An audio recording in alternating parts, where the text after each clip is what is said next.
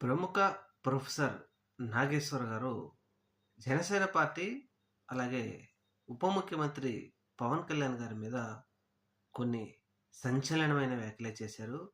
అవేమిటి అంటే 2024 సార్వత్రిక ఎన్నికల ముందు తెలుగుదేశం పార్టీ ఏవైనా సరే సంక్షేమ పథకాలు గనక చేయకపోతే చొక్కా పట్టుకొని అడుగుతానన్న పవన్ కళ్యాణ్ ఇప్పుడు ఎక్కడున్నాడు?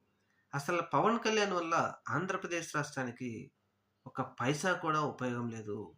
జనసేన పార్టీ వలన కూడా ఆంధ్రప్రదేశ్ రాష్ట్రానికి ఉపయోగం లేదు.